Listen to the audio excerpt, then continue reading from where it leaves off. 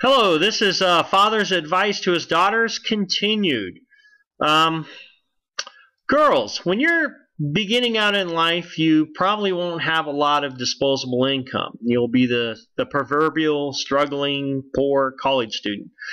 And that's fine. I mean, that phase of your life isn't going to be forever.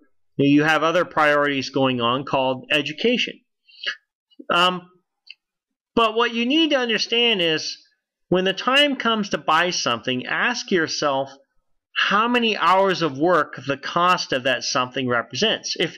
If you make $20 an hour and you want to buy something that costs $200, well, it's going to take you 10 hours of your life to earn the money to buy that thing. So ask yourself, is it worth it? Is it worth 10 hours of your life? Do you really need it? Is it the best price you can get it at? If it is a want, if it is a luxury, how long will it entertain you? I mean, all over this country, people take their sometimes hard-earned money and blow it on cheap things, stupid things. Things that break in short order because they were poorly made or so banal that they discover the items really hadn't any lasting significance in their lives.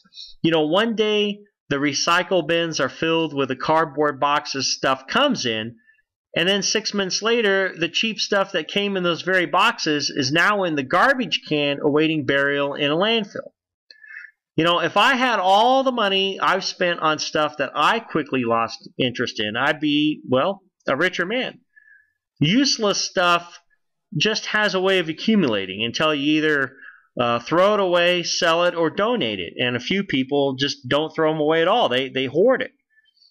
And useless stuff doesn't have to be things that fit on a bookshelf either. They can be big ticket items. I knew a guy in Washington State who fulfilled his dream of owning a boat. But what he quickly found out is that he was making payments on something that spent more time sitting on its trailer than motoring around chasing fish. I mean, he wasn't poor. He could afford the boat, but buying the boat was a mistake. In fact, it was from him where I first heard the refrain, "The two happiest days in a boat owner's life are when he buys the boat and when he sells it." As you know, I don't own many things anymore. That would be an entirely different topic to discuss. But in my life, the objects that satisfy me most are those that are made well enough to stand the test of time. They fulfill a need. They're well built. They aren't going to break, and if they do, they're repairable, and they will be passed on to you. And many of those things will be sturdy enough to be passed on to your children. And in an odd way, even though they'll be very out of fashion, 50 years from now, they're going to be kind of cool. They'll be out of fashion, but they'll be so out of fashion that they'll be cool and desirable. So that's kind of odd. A little side note there. Not really part of the talk, but I had to throw that out. Let me leave you with these thoughts. Both rich people and poor people can be gluttonous consumers, spending their money on frivolous fancies.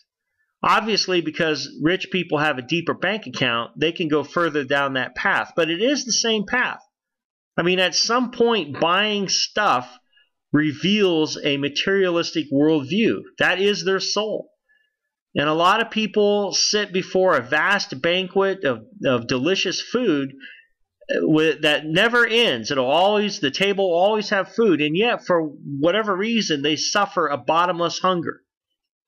I am not against wealth and luxury, but what I am, now this is important, what I am is against valuing it for its own sake. I don't value wealth and luxury for its own sake.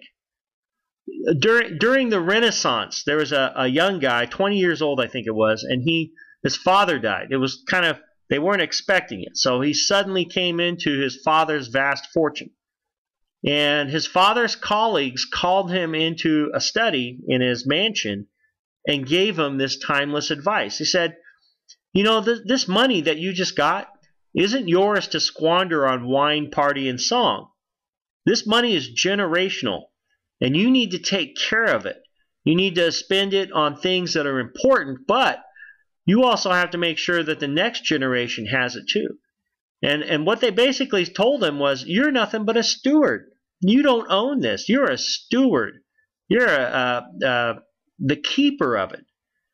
And this particular young man did as he was advised, and his family fortune lasted for centuries. You know, I believe at some point you will be so wealthy that the cost of things will no longer be measured in time. The cost of things for you when you're wealthy will be measured in potential.